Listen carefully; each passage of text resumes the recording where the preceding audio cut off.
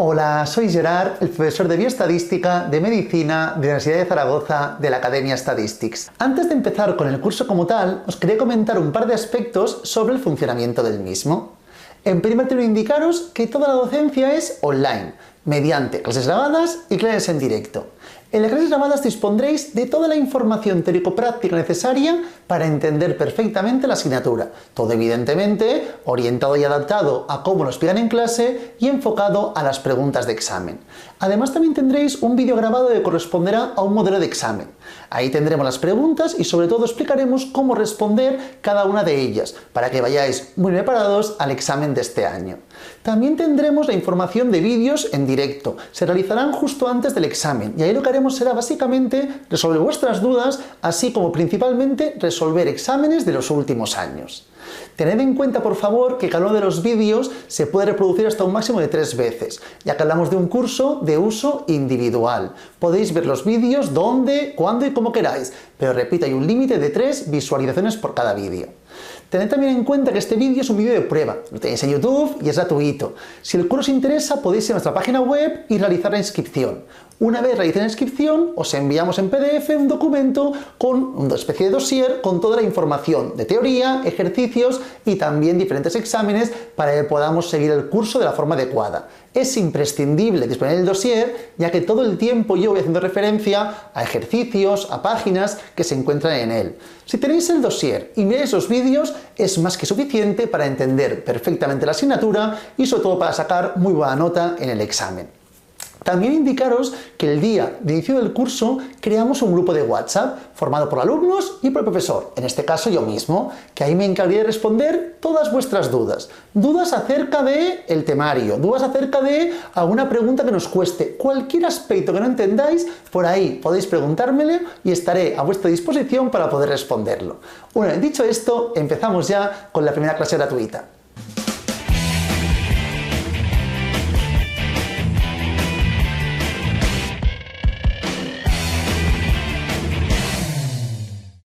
Nos adentramos ya en la información de la asignatura. Indicaros, por favor, en primer término, que empezaremos conceptualizando distintos términos que serán importantes para el devenir de la asignatura. Entonces, empezaremos comentando esta información. Todo esto lo tenemos en la página 2 y 3 del dossier. Para entenderlo mejor, lo plantearé en un esquema. Iremos indicando diferentes aspectos que veremos también a lo largo de la asignatura. Mirad, por favor, en estadística generalmente el objetivo primordial, el objetivo principal es estudiar la población. Pero generalmente, debido a la imposibilidad de estudiar a todos los individuos que forman parte de la población, lo que hacemos es coger una muestra que sea representativa de la población objeto de estudio. Esta muestra está formada por un conjunto de individuos que forman parte de dicha población. Cuando estudiamos esta muestra, estamos planteando la vertiente de estadística descriptiva. Describimos la muestra, analizamos la muestra, estudiamos la muestra. ¿Con qué objetivo? Con el objetivo de generalizar, extrapolar, inferir la información.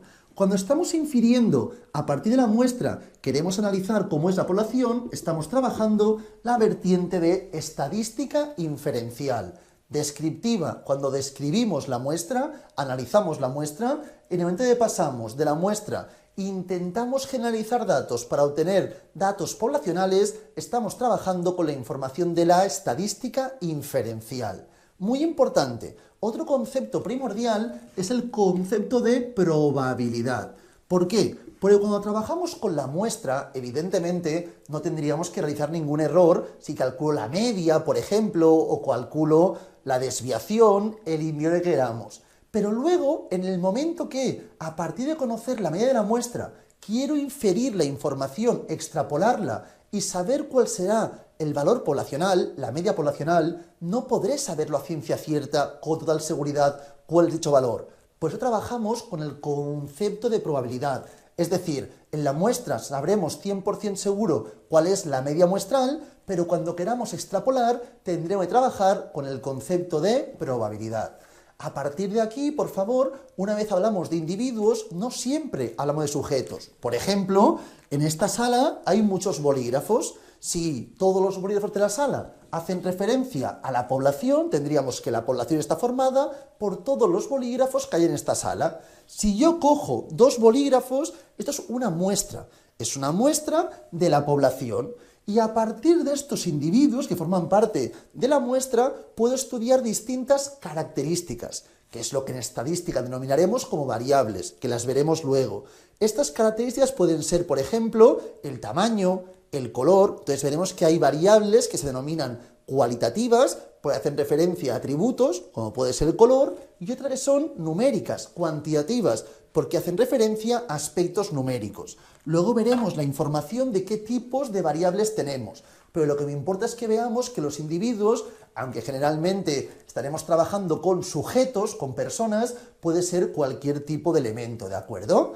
A partir de esta idea, teniendo en cuenta que la estadística descriptiva consiste únicamente en describir la muestra para poder posteriormente inferir y trabajar con la información correspondiente a la estadística inferencial, es primordial, es fundamental que esta muestra sea lo más representativa posible de la población de objeto de estudio.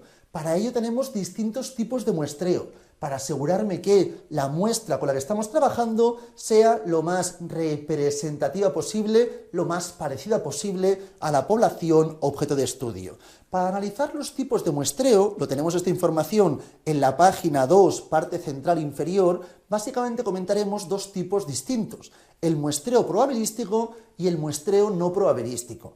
En términos genéricos, para asegurarme la mejor representación, lo ideal sería el muestreo probabilístico, pero veremos que luego en la vida real, dentro de la ciencia de la salud, generalmente lo más recurrente será realizar muestreo no probabilístico. Vamos a comentar ambos tipos de muestreos. El muestreo probabilístico es aquel donde todos los individuos de la población tienen la misma probabilidad de acabar formando parte de la muestra, ¿de acuerdo? Entonces, básicamente, todos los individuos tienen la misma probabilidad de formar parte de la muestra. A partir de aquí, el más recurrente es el muestreo aleatorio simple. Es el más simple, valga la redundancia, dentro de los muestreos probabilísticos. También se denominan muestreos aleatorios, son sinónimos. Muestreo aleatorio o muestreo probabilístico. En este caso, lo que haríamos sería básicamente, si tenemos, me lo invento, una población formada, por ejemplo, por 1000 sujetos y queremos sacar una muestra que esté formada por 100 sujetos, por ejemplo, ¿de acuerdo?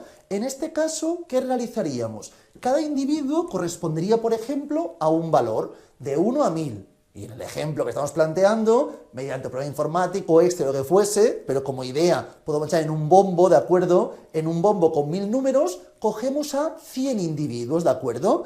Estos 100 individuos serán los que formarán parte de nuestra muestra. Totalmente azaroso, ¿de acuerdo? En ese caso, esto es el muestreo aleatorio simple. Claro, si cogemos 100 personas de 1000, puede ocurrir que estas 100 personas, por ejemplo, todas ellas sean hombres.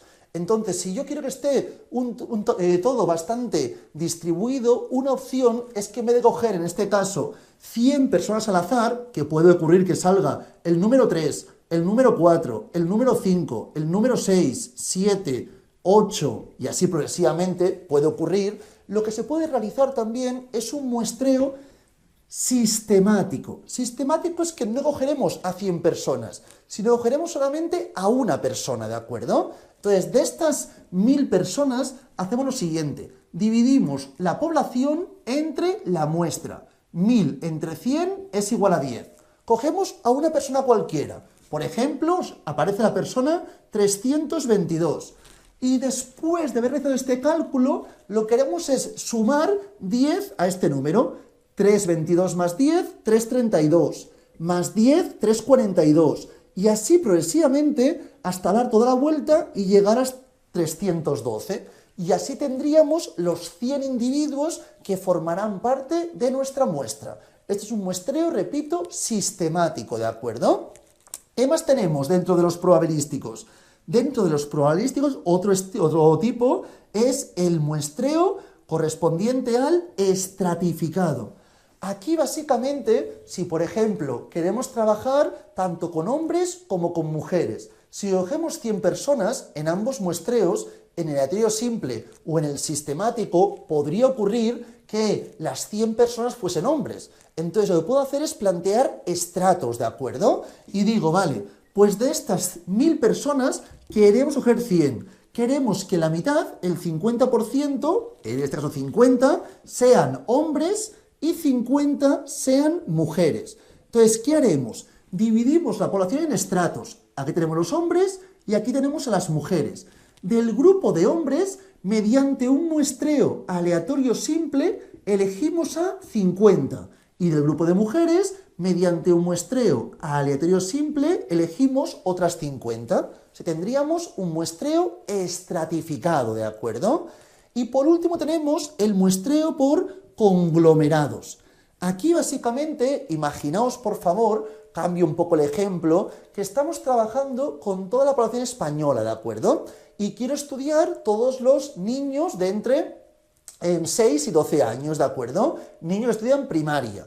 Entonces, en ese caso, ¿qué ocurriría? Que claro, podemos trabajar con todos los niños, pero será muy complicado llegar a acceder a ellos. Entonces, puedo trabajar con conglomerados. Es decir, en vez de trabajar con niños, trabajamos con colegios. Y tenemos todos los colegios de toda España.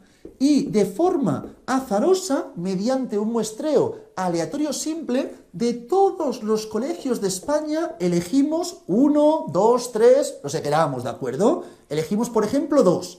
Dentro de estos colegios elegimos, por ejemplo, la clase. Si hablamos de primero de primaria, segundo, tercero, pues mediante otro muestreo aleatorio simple, cogemos, por ejemplo, una de las 6 opciones, ¿de acuerdo? Aquí me sale segundo y aquí me sale cuarto, por ejemplo. Esto es por conglomerados. No estoy eligiendo los individuos, estoy eligiendo primero los colegios y luego las clases correspondientes, ¿de acuerdo? Este es un muestreo que me ahorra tiempo y dinero y que es factible al fin y al cabo también poder realizarlo, ¿de acuerdo? Entonces, estos son los muestreos probabilísticos más recurrentes. Con ellos, evidentemente, me aseguro que todos los individuos correspondientes tienen una probabilidad de formar parte de la población. Si os fijáis, por favor, en la página 2, parte central inferior, me hablan del muestreo aleatorio simple, que es, evidentemente, el que conlleva menos dificultad. En ese caso, en el muestreo aleatorio simple, cada miembro, como hemos comentado, se elige al azar y todos tienen la misma probabilidad de formar parte de la muestra. Así me aseguraría, con todos los métodos, una muestra que fuese representativa de la población. Pero muchas veces es muy dificultoso llevar a término este tipo de muestreos. Entonces tenemos otras alternativas, que es el muestreo no probabilístico, ¿de acuerdo? En este caso habrá hasta individuos que no tendrán ni opción, prácticamente probabilidad, de formar parte de la población. Imaginaos, por favor, cuando ocurre a veces que hay gente que se encuentra en la calle realizando encuestas, por ejemplo, ¿de acuerdo? En ese caso, ¿qué ocurre? Que hablamos de la calle X, a la hora X. Evidentemente hay gente que nunca pasa por esa calle o que nunca podría pasar a la hora X, pues están por la mañana y la persona en cuestión trabaja por las mañanas, es imposible que esté en esa calle a esa hora.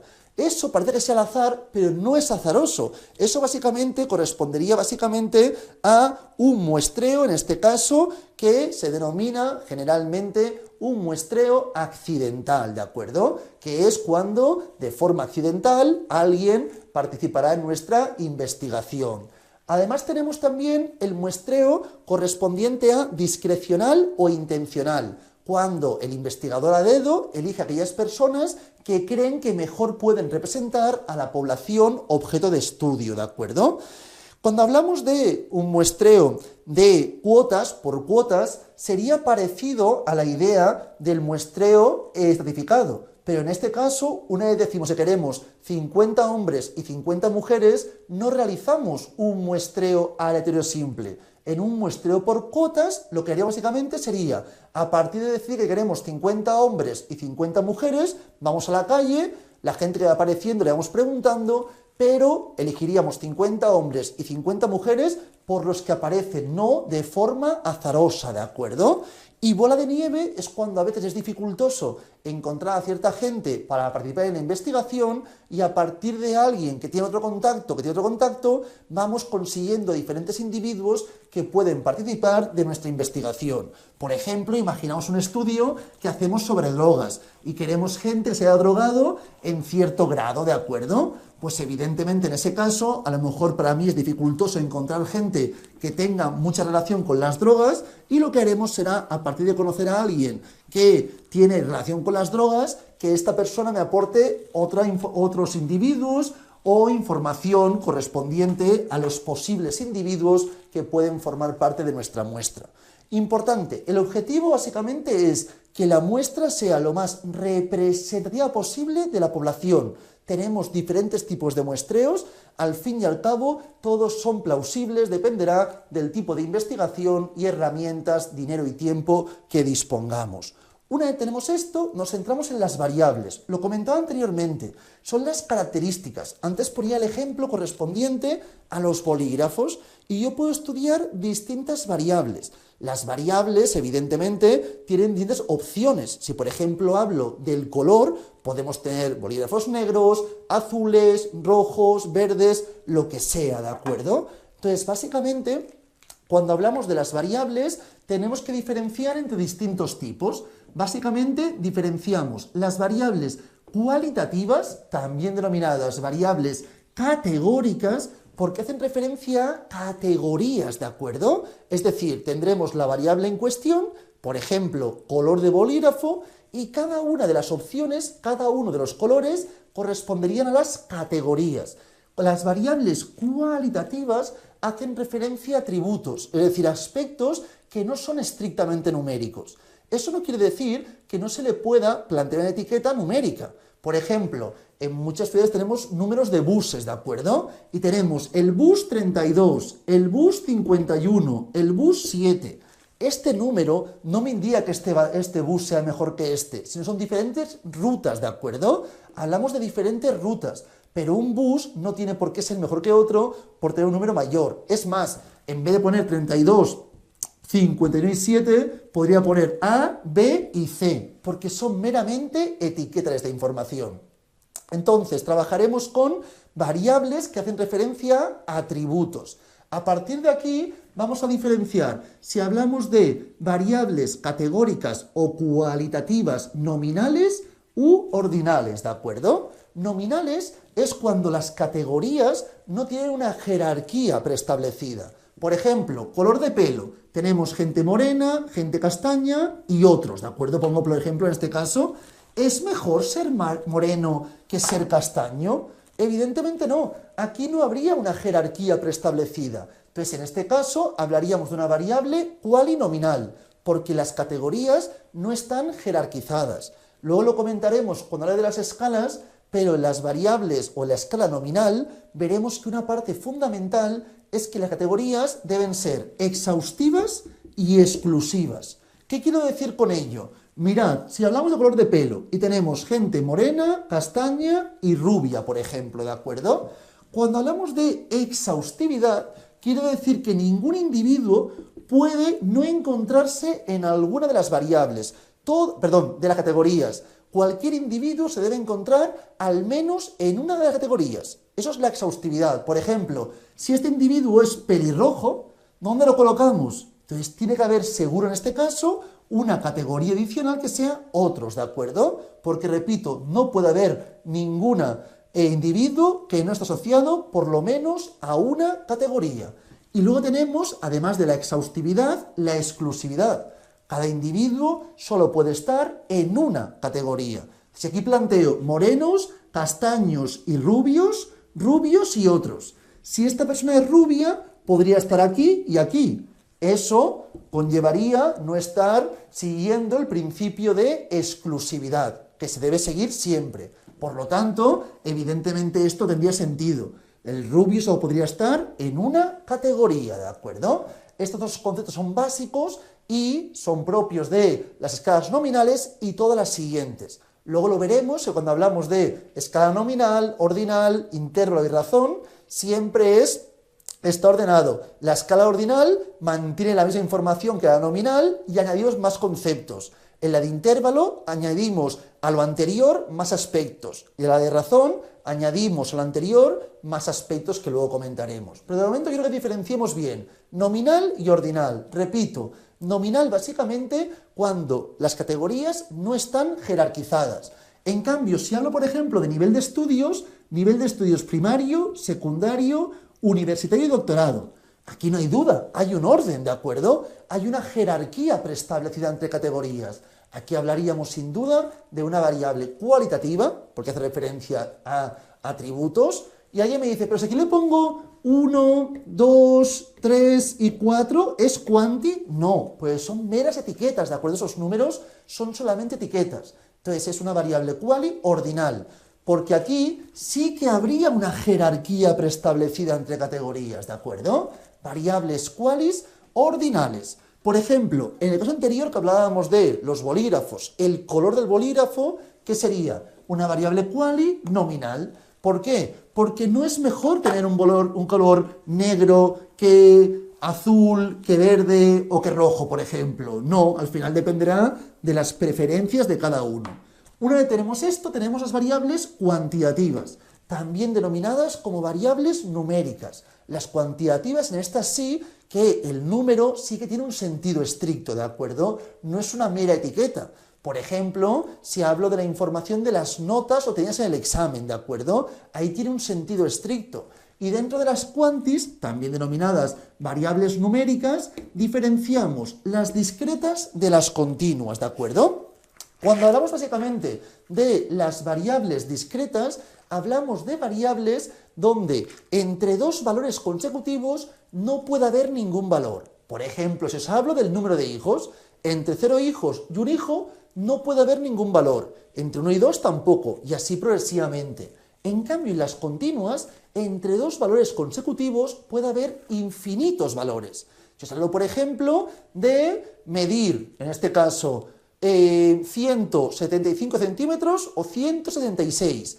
Hay infinitos valores. Según la sensibilidad de la herramienta de medida, podrá ser cada vez más y más y más preciso. Eso es lo propio de las variables cuantitativas continuas, ¿de acuerdo? Diferenciemos bien, sobre todo las qualis nominal ordinal y las cuantitativas. Esta diferencia me servirá en toda la asignatura, pero por ejemplo hoy cuando trabajemos las tablas de frecuencias y los diferentes gráficos y las medidas que podemos estudiar, veremos cómo es primordial analizar si la variable es quali o es quanti, para saber qué indicadores puedo mirar. Un indicador que conocemos todos, una medida muy típica que todo el mundo sabemos, creo yo, es la media. Entonces yo puedo buscar la media, por ejemplo, de las notas. He sacado un 5, un 7 y un 9. Puedo hacer la media. Pero si hablamos, por ejemplo, de una variable quali nominal, como puede ser el color del bolígrafo, y tengo uno azul, uno rojo y uno negro. Azul más rojo más negro entre 3, evidentemente no se puede calcular. Entonces habrá muchos indicadores, la mayoría de ellos, que son propios de variables cuantitativas, no de variables cualitativas, ¿de acuerdo? Ya que estamos, también os comento que cuando hablamos de variables qualis, podemos diferenciar variables qualis nominales dicotómicas y politómicas. Dicotómicas cuando tenemos solamente dos opciones. Por ejemplo, si hablamos del sexo de forma binaria, hombre y mujer, serían dos opciones, ¿de acuerdo? Solamente. En cambio, si hablábamos de color de pelo, morenos, rubios, castaños, etc., ahí hablábamos de una variable cualinominal politómica, ¿de acuerdo? Teníamos más de dos opciones, más de dos categorías. Una vez visto esto, también comentaremos las escalas. Os lo comentaba, tenemos escala nominal, ordinal, de intervalo y de razón, ¿de acuerdo?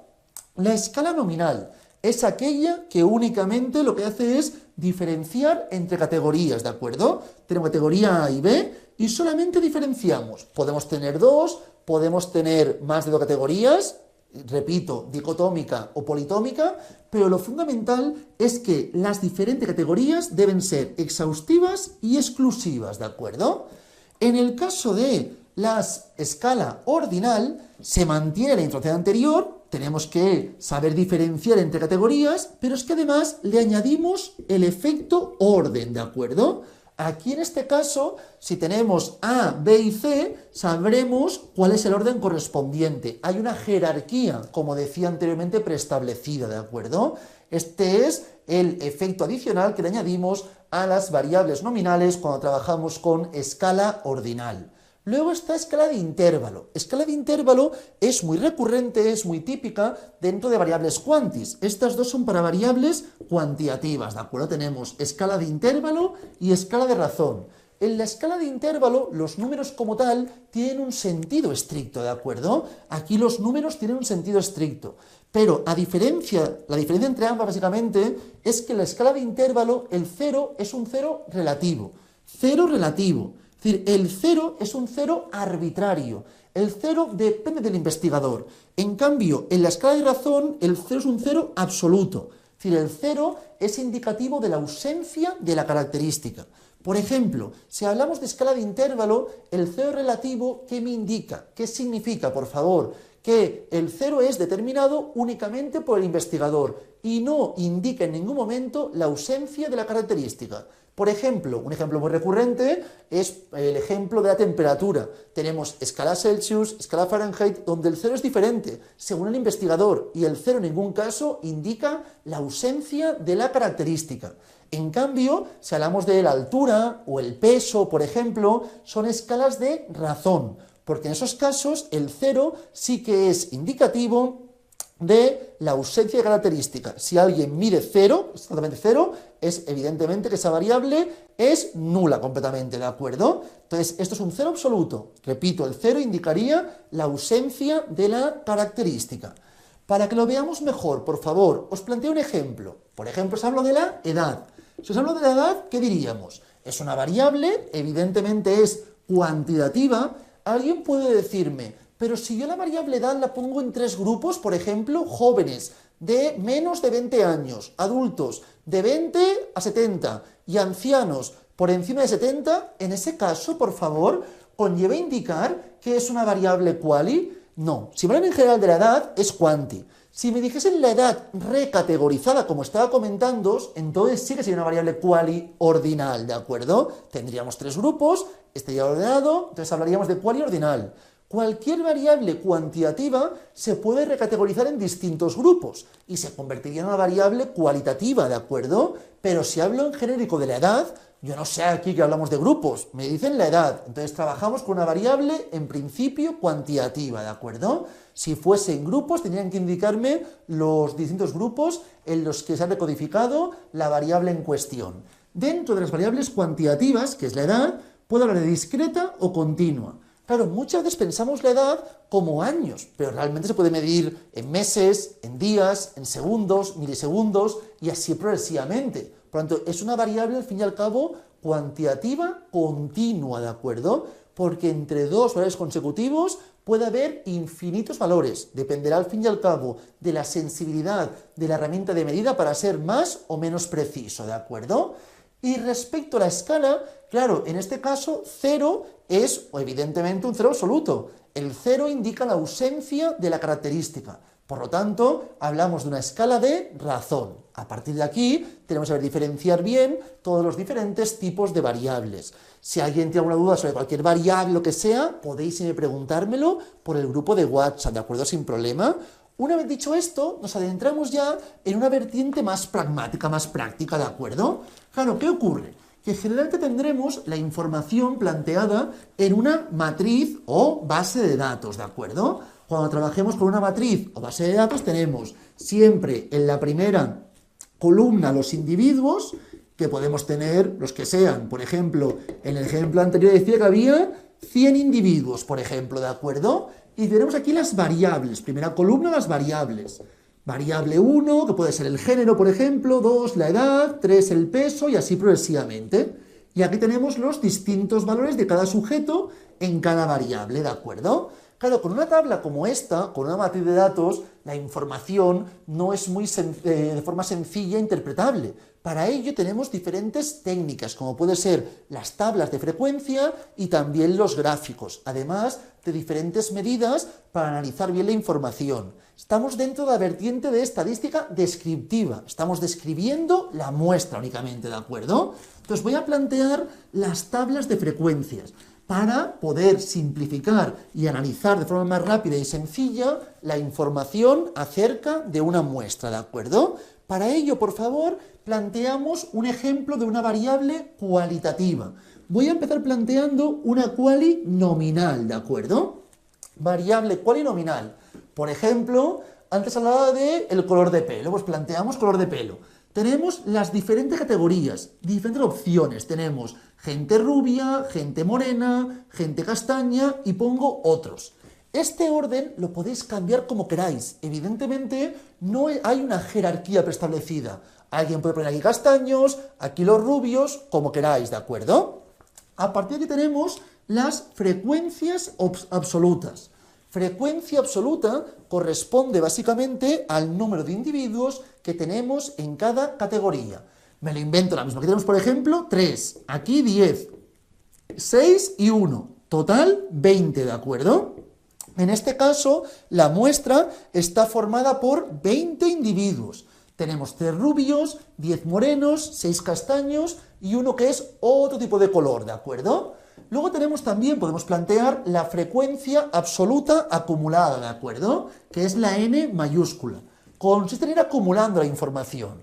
Importante, yo ahora estoy planteando algunas columnas, que luego comentaremos, para ejemplos de variables nominales no tendrían sentido. Luego lo comentaremos. Tenemos 3, más 10, 13, más 6, 19, más 1, 20. Siempre la última categoría de la frecuencia absoluta acumulada tiene que ser igual al tamaño de la muestra. Es más, el sumatorio de todas las frecuencias absolutas debe ser igual a n. Esto más esto más esto más esto siempre debe ser igual a n. A partir de aquí, ¿qué más tenemos? Las frecuencias relativas, ¿de acuerdo? Cuando trabajamos con la frecuencia relativa, corresponde básicamente a la frecuencia absoluta entre n. Es una proporción. Aquí plantearíamos 3 entre 20, 0,15, 10 entre 20, 0,5, 6 entre 20, 0,3 y 1 entre 20, 0,05. Siempre el sumatorio de todas las frecuencias relativas debe ser 1. Si esto no suma 1, es que algo hemos hecho mal. 0,15 y 0,5, 0,65, 0,95 y 1. Perfectísimo. E igual que antes planteábamos las frecuencias absolutas acumuladas, también puedo plantear la frecuencia relativa acumulada. Sería 0,15 más 0,5, 0,65 más 0,3, 0,95 más 0,05, que sería igual a 1, ¿de acuerdo? Así planteamos la tabla de frecuencias más genérica. Pero muy importante, si trabajamos con una variable quali nominal, hay dos columnas aquí que no tienen ningún sentido. ¿Por qué? Porque de hecho yo podía plantear rubio, moreno, castaño, o también castaño, rubio, otros, moreno. El orden no está preestablecido. Por lo tanto, las acumuladas no tienen ningún sentido. No tiene sentido que os pregunte cuánta gente tiene como máximo el pelo moreno.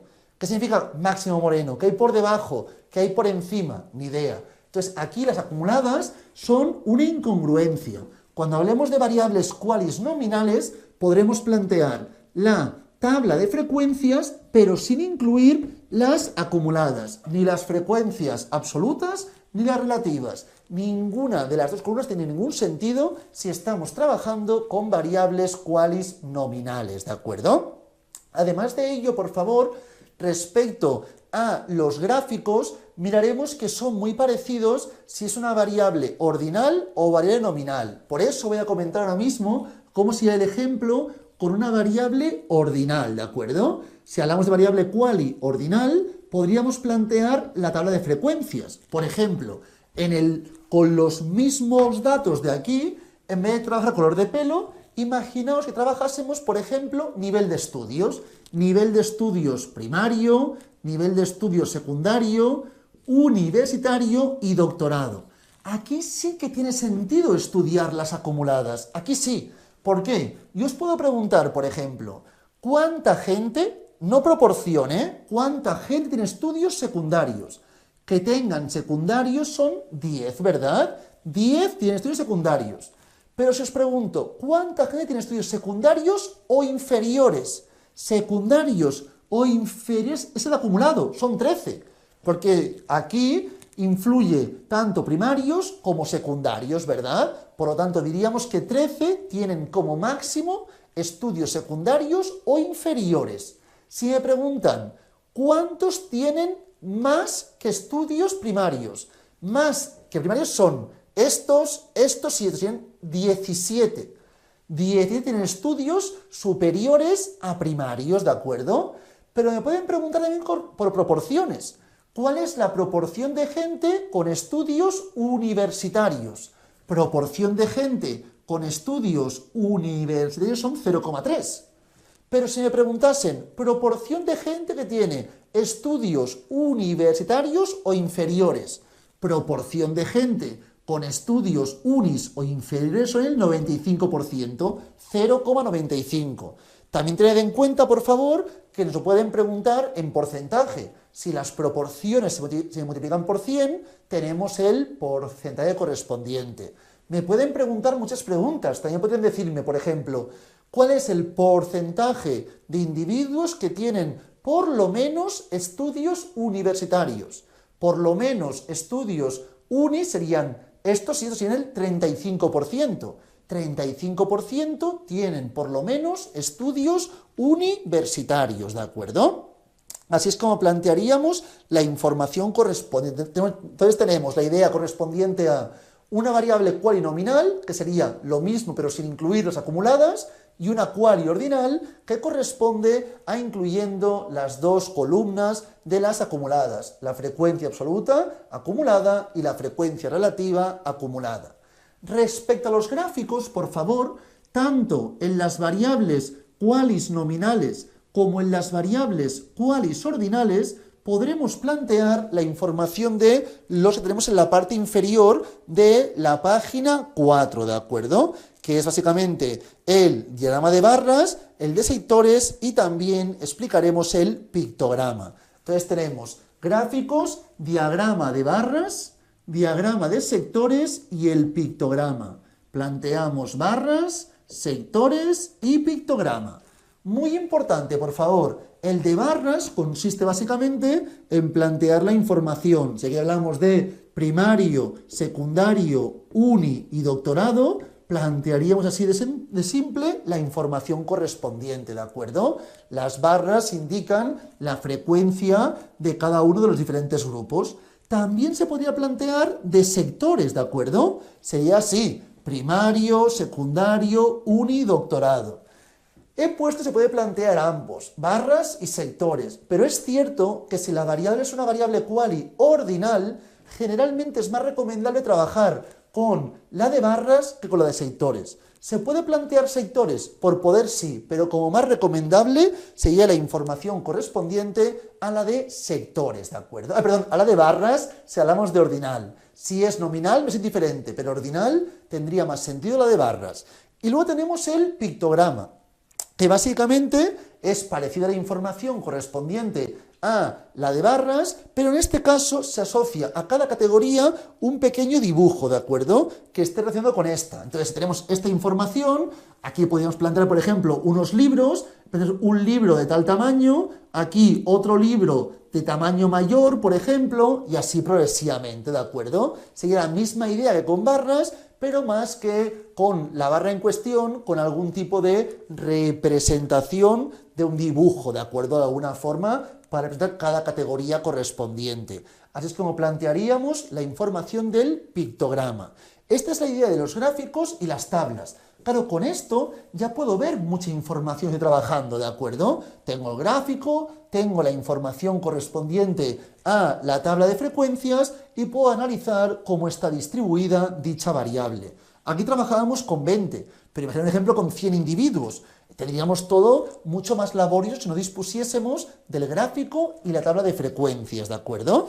Antes de adentrarme en la información correspondiente a otros indicadores, también quería indicaros, por favor, qué medidas se pueden estudiar cuando estamos trabajando con variables cualitativas, ¿de acuerdo?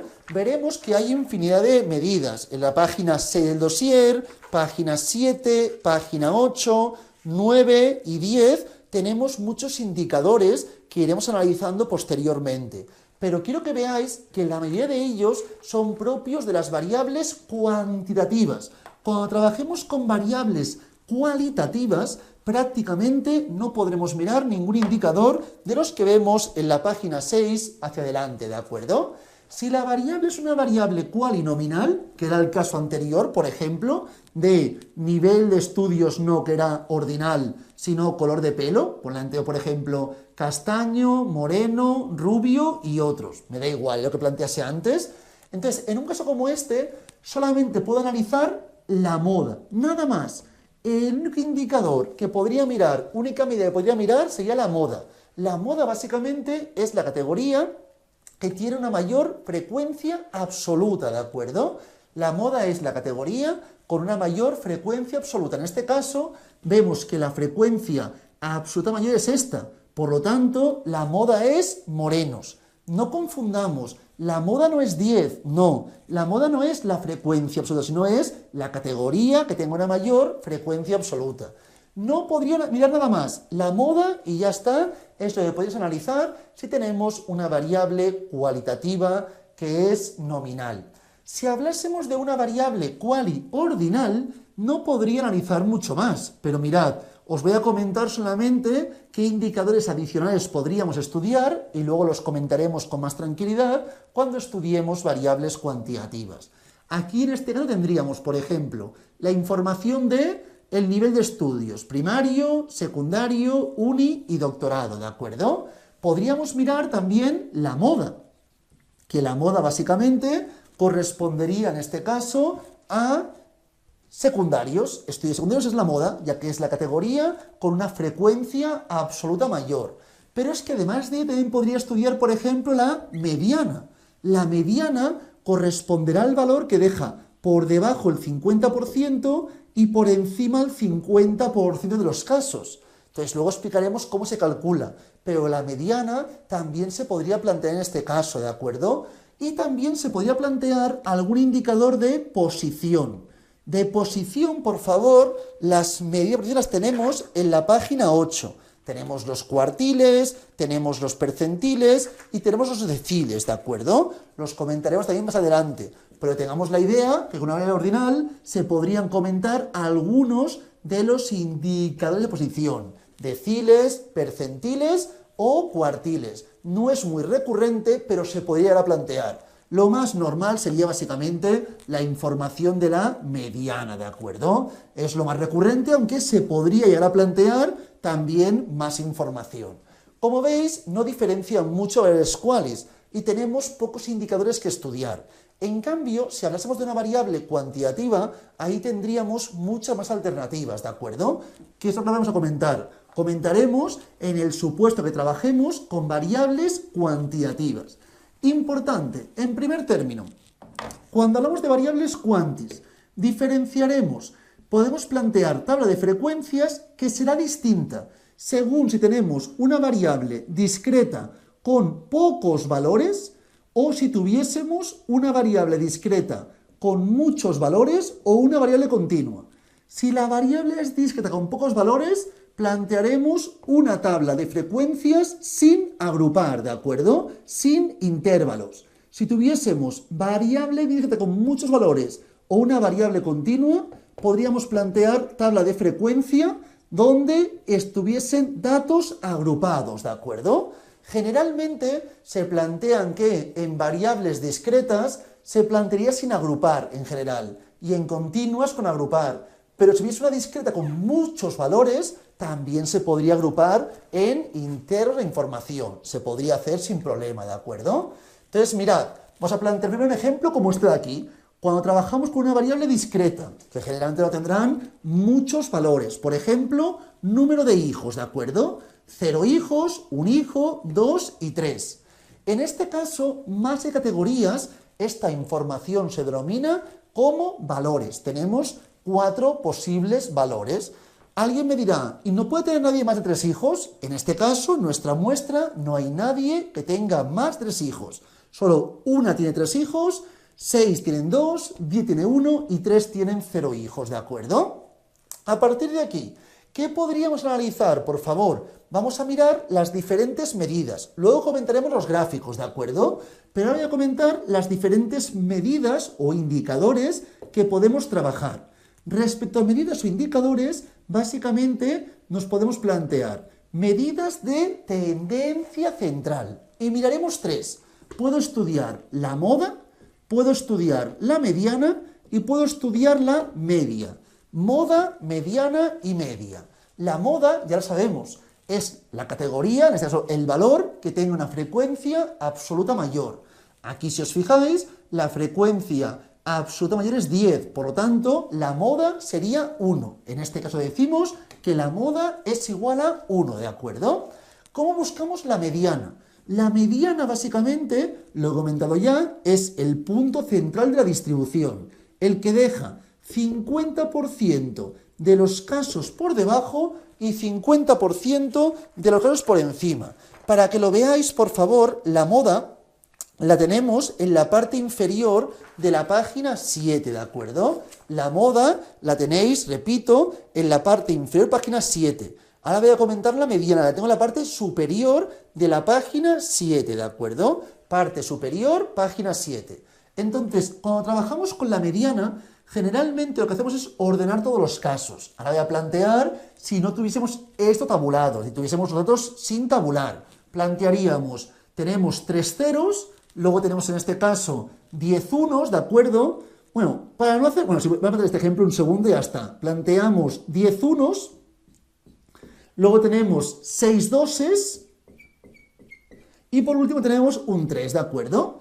Entonces, en este caso, por favor, como estamos trabajando con un número par de tamaño de la muestra, si os fijáis, el tamaño es 20, es un número par, ¿verdad? En este caso, el tamaño de la muestra, como es par, ¿qué hacemos? Para buscar la mediana, buscamos la posición del valor n entre 2, ¿de acuerdo? Esta posición me dará luego el valor correspondiente que obtendremos y buscamos la posición de n entre 2 más 1.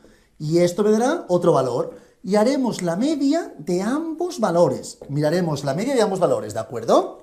En este caso, n20. 20 entre 2 es igual a 10. Entonces tenemos 1, 2, 3, 4, 5, 6, 7, 8, 9, 10. Este de aquí corresponde, posición 10, es el número 1. Y n más 2, 10, n entre 2, 20 entre 2, 10, más 1, 11, sería este de aquí, que la posición 11 corresponde al número 1. Hacemos la media de ambos, tendríamos que la mediana, en este caso, sería 1. Así de simple, no tiene más dificultad. Para que lo veamos, por favor, tenemos el ejemplo de la edad, 20 años, 23 años, 25 años, 26 años, ¿de acuerdo? Tenemos otro ejemplo par, ¿verdad? ¿Qué hacemos? Buscamos la posición de n entre 2. 4 entre 2 es igual a 2. Entonces, sería el 23. Y luego buscamos la posición de n entre 2, que es 4 entre 2, 2, más 1, 3, ¿verdad? El 3 corresponde al 25. Y hacemos la media de ambos. La media de estos dos será 24, ¿verdad? En nuestra caso coincidían valores, pues será muy sencillo, pero si no coinciden, hacemos la media y ya está. No tiene más dificultad. En el supuesto que fuese impar, si tuviésemos en este caso un tamaño impar, buscamos la posición de n más 1 entre 2. En este caso, por ejemplo, tenemos 23, 20, 21, 26 y añado, por ejemplo, 30, ¿de acuerdo? Para buscar la mediana en este caso, no haríamos como antes, sino que hacemos n más 1 entre 2. Tenemos 1, 2, 3, 4, 5, número impar, más 1, 6, entre 2, 3. 1, 2, 3, este de aquí es la mediana, que deja por debajo el 50% y por encima el otro 50%, ¿de acuerdo? Por lo tanto, en este caso, planteos la información. Si tenemos todo tabulado, también se puede hacer más sencillo, ¿de acuerdo? Puedo buscar en el lugar donde la frecuencia relativa acumulada traspasa el 50%. Aquí traspasamos el 50%. Por lo tanto, la mediana es 1, ¿de acuerdo? Donde se traspasa el 50%, dentro de ese valor corresponderá básicamente a la mediana. Así trabajaríamos la información. Conceptualmente, esta es la idea que me interesa. Y luego tenemos la media. Para buscar la media, ¿qué haríamos, por favor? Muy importante. Para buscar la media hacemos lo siguiente. Lo que hacemos es sumar todos los valores, sumamos todos los valores y lo dividimos entre n, ¿de acuerdo? Sumamos todos y lo divido entre n. Importantísimo, por favor. Muchas veces, cuando está todo tabulado, más que sumar 0, más 0, más 0, más 1, sumar todo esto y todo entre 20, para ir un poco más rápido se puede plantear la multiplicación de cada valor por su tamaño. Es decir, 0 por 3, que sería 0, más 1 por 10, que sería 10, más 2 por 6, que es 12, más 1 por 3, que es 3. Todo ello entre la n, que es 20. 25 entre 20 me daría que la media sería 1,25, ¿de acuerdo? Repito, si lo tengo tabulado, así es más rápido, si no sumaríamos todos y divido entre 20 sin ningún problema, ¿de acuerdo? ¿Qué ocurre? Que la media es muy sensible. Ante la presencia de valores extremos, rápidamente se ve afectada. A diferencia de la mediana, que la mediana es mucho más robusta. Quiero que veamos, por favor, esta idea que estoy comentando, ¿de acuerdo? En nuestro caso hemos comentado que la media aquí sería 1,25. Pero quiero que veáis lo que estaba indicando de la sensibilidad o que sea más resistente, más robusta, un indicador que otro. Mirad, si hablamos de las edades, tenemos 20 años, 21, 21... 21 y 22. Ejemplo muy sencillo. Si yo aquí buscase la media, tendríamos que es 21. Y la mediana también sería 21. Lo podéis comprobar, pero es así. A partir de esta información, imaginaos que este valor cambia. Y en vez de 22 es 82. ¿Qué ocurre con la mediana? La mediana no se ve afectada. Por eso comentaba que es un indicador muy resistente, muy robusto. Porque la presencia de valores extremos no le afecta a la mediana, ¿de acuerdo? En cambio, la media se vería completamente distorsionada, sería un valor mucho mayor. La media es muy sensible. Ante la presencia de extremos, rápidamente se ve afectada. Aspecto que no ocurre cuando hablamos de la mediana, ¿de acuerdo? Entonces, a partir de aquí, si vamos, por favor, a la página 6 del dossier, por favor, tenemos las ventajas de la media. Página 6, hablamos de la elección de la media, ¿de acuerdo? Entonces me ponen que el cálculo es sencillo y que es el centro de gravedad de la distribución, ¿de acuerdo? Pero inconvenientes. Os lo comentaba ahora mismo. Uno primordial es que es muy sensible a valores extremos. La presencia de un valor extremo puede distorsionar por completo la información. Por lo tanto, no es un indicador robusto. Lo contrario, es un indicador muy sensible, ¿de acuerdo?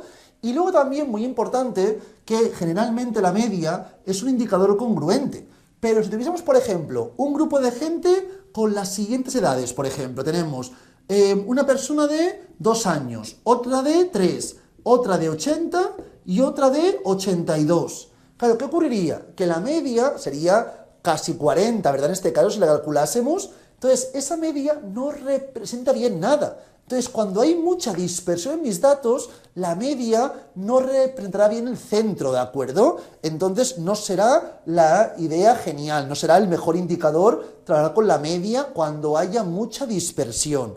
Puede que no sea un indicador representativo, ¿de acuerdo? ¿Qué más tenemos luego? En las propiedades, por favor, que las tenemos en la página 6, parte inferior central, tenéis 3 puntos negrizos. El primer punto me dice que es la propiedad del centro de gravedad, que todas las distancias respecto a la media, al fin y al cabo, las sumas de estas desviaciones son 0, ¿de acuerdo? Segundo término, importante, Hay veces que queremos ponderar la información. Por ejemplo, si tenemos dos medias. Tengo, por ejemplo, la media de los hombres y la media de las mujeres. Hablamos, por ejemplo, de la altura. En los hombres es 180 y en las mujeres es 160, ¿de acuerdo?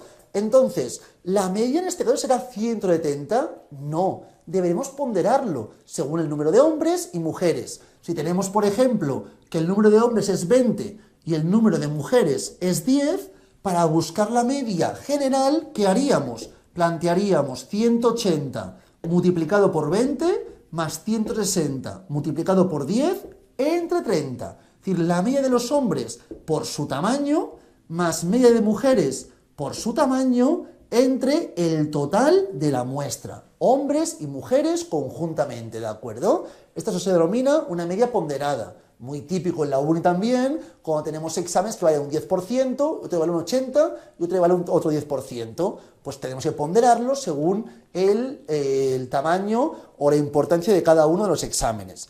Y luego también muy importante, por favor, que es los cambios de origen y escala, cómo afectan a la media. Es decir, si yo tengo la información correspondiente a una media y me dicen, si todo el mundo tuviese dos niños más, ¿cómo cambiaría la media? O si todas las personas multiplicasen su número de niños por 1,3, ¿cómo cambiaría la media? Entonces se pueden dar a veces preguntas acerca de cómo cambiará la media si hubiese un cambio de origen o un cambio de escala. Cuando hablo de cambio de origen es cuando le sumo o le resto un valor, y cambio de escala cuando le multiplico o divido un valor, ¿de acuerdo? Entonces, en este caso, muy importante, si yo, por ejemplo, tengo que la media de años, por poner un ejemplo muy sencillo, es de 20 años, ¿de acuerdo? Medias de 20 años. Si yo busco una nueva variable, que es la variable actual, le sumamos 10, por ejemplo, claro, ¿qué ocurrirá? Si a todo el mundo le sumo 10 años, dentro de 10 años exactamente, ¿cuál será la media? Pues será evidentemente la media anterior más el valor que estoy sumando. Aquí me ponen A, yo en vez de A he puesto 10 ya, pero la idea sería esa. Entonces tendríamos que en la variable I la media sería de 30 años, ¿de acuerdo? Dentro de 10 años la media habrá aumentado para todo el mundo 10, por lo tanto, media será 10 años más. Si me plantease la variable como x multiplicado, por ejemplo, me dicen, ¿y si aumenta el 10%, por ejemplo, la edad, ¿de acuerdo? En el caso, si todo el mundo le aumentamos un 10%. Entonces, aquí tendríamos x multiplicado por 1,1, ¿de acuerdo? Si a todo el mundo le aumenta la edad, 10%. Entonces, para buscar la nueva media, plantearíamos la media antigua por 1,1. Así es como obtendríamos la nueva media, ¿de acuerdo? Y luego, si al mismo tiempo hay un cambio de origen y un cambio de escala, ¿qué ocurriría? Que tendríamos un caso como este, por ejemplo. Me planteo, por ejemplo, la información de aumento un 10% y le sumo 10 años, ¿de acuerdo? Aumento 10%, le sumo 10 años. Aquí entonces me quedaría la información siguiente. Nueva media sería 1,1 multiplicado por la media original y a esto finalmente le sumaremos 10. Tan sencillo como esto. Por lo tanto, si leemos el ejemplo 4, me dice, disponemos de un producto cuyo precio medio es de 60 euros, con una desviación de 4. Entonces, de momento solamente me importa el precio, desviación aún no hemos llegado, pero lo comento porque luego este ejercicio lo continuaremos y lo acabaremos ya en la siguiente clase. Me dice, precio medio es de 60. Tenemos precio medio 60, ¿de acuerdo? Y me dice, se decide aumentar un 5% precio adicional. Aumentamos un 5%, por lo tanto, 1,05. La nueva media será básicamente la información correspondiente a la media anterior y multiplicamos por 1,05. Aumentamos un 5%. Si no me equivoco, esto corresponderá a 63, ¿verdad? La nueva media sería 63. Y luego me dicen, tras observar disminución de las ventas, se decide aumentar el precio en 5 euros. Claro, si una vez tenemos eso, aumentamos 5 euros, ¿qué ocurriría? Que ahora la nueva variable, pondríamos z, sería la I más 5, ¿de acuerdo? Por lo tanto, me quedaría que la media de Z sería la media de I, que era 63, más 5, por lo tanto, 68. La media finalmente sería 68. También podría haber hecho directamente que la nueva variable fuese 1,05 por X más 5 y hubiera tenido lo mismo. Habríamos hecho 1,05 multiplicado por 60 más 5. Habría obtenido exactamente la misma información, ¿de acuerdo? Continuemos trabajando esto luego en la página, por favor, 10, donde tenemos transformaciones y también comentaremos ejemplos como estos, pero con indicadores de dispersión. Además, y ya para acabar la parte de los indicadores de tendencia central, si os fijáis, por favor, en la mediana, página 7 del dossier, antes hemos comentado sus cálculos, tenemos ciertas propiedades. Y tenéis 4 puntos negrizos que están en la parte central superior de la página 7. Primer punto me dice que presenta la propiedad es el valor más próximo en promedio a todos los datos, ¿de acuerdo? Eso es la mediana, el valor más próximo en promedio a todos los datos. Segundo punto, lo comentaba, a diferencia de la media, es un indicador que es robusto, es decir, no le influyen valores atípicos, valores extremos no le influyen, ¿de acuerdo? Pero sí que es cierto, tercer punto, tercera propiedad de la mediana, que desaprovecha información muestral. ¿Por qué motivo? Pues solo trabaja con los valores centrales, no utiliza todos los casos como si trabaja la media al hacer el cálculo, por ejemplo, ¿de acuerdo? Y, importante también, le afectan cambios de origen y de escala. Igual que ocurría con la media, que se hacía un cambio como este, si aquí planteamos, por ejemplo, B y aquí planteo A, por ejemplo, ¿de acuerdo? La nueva media será B por la media más A, ¿de acuerdo? La mediana de I sería básicamente B por la mediana de X más A. Es decir, a la mediana, igual que ocurría con la media, también le afectan los cambios de origen y los cambios de escala, ¿de acuerdo? A la mediana, igual que a la media, le afectan cambios de origen y cambios de escala. Lo mismo ocurre con la moda, que también lo vemos aquí abajo, que a la moda le afectan también los cambios de origen y los cambios de escala. Es decir, si aquí planteásemos la moda de la variable I, tendríamos la información de B por la moda de la variable X más A, ¿de acuerdo? Así es como plantearíamos la moda de la variable I. Una vez visto esto, por favor, comentaremos muy rápidamente el ejemplo 5. El 6 lo hacéis con tranquilidad en vuestras casas, no tiene más dificultad. Pero el 5 me importa un poco más. Aquí me habla de la información correspondiente al IVA en distintos países europeos, ¿de acuerdo? Entonces tenemos esta información, España, Italia y así progresivamente. Y ahora voy a buscar la información de la mediana. Para buscar la mediana, ¿qué tendríamos que hacer? Por favor, en primer término, ordenar casos de menor a mayor, ¿de acuerdo? Ordenamos de más pequeño a mayor. El menor es 0,06. Luego tenemos 0,06. Otra vez 0,06, ¿verdad? Luego tenemos 0,07. Luego tenemos 0,16. Bueno, perdón un segundo, es que lo estoy haciendo aquí, pero no me va a caber y quiero que me quepa. Voy a plantear aquí la información y se verá mejor. Tenemos 0,06, 0,06, 0,06, 0,07, 0,16, 0,17, 0,20 y 0,22. 1, 2, 3, 4, 5, 6, 7, 8. 3, 4, 5, 6, perfecto. Tenemos estos 8 casos, ¿de acuerdo? Como es par, ¿qué hacemos? Buscamos la posición de n entre 2 y la posición de n entre 2 más 1.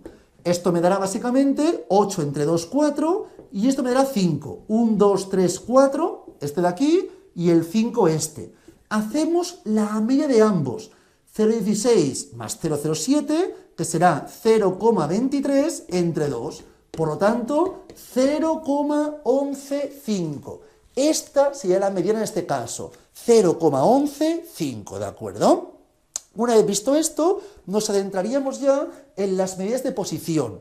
Próximo día empezaremos trabajando esta información ya. Comentaremos posición y también las de dispersión y de forma, ¿de acuerdo? Hoy de momento lo dejamos por aquí, para tener un poco la idea de cómo enfocamos la información. Si hay cualquier duda, tenéis cualquier consulta, lo que sea, por favor, no dudéis en decírmelo, ocultarlo por el grupo de WhatsApp. Ahí podéis preguntarme todas vuestras dudas, todas vuestras consultas. Hoy lo dejamos por aquí y ya la siguiente clase acabamos con toda la información restante de la estadística descriptiva. Que vaya muy bien y mucha suerte.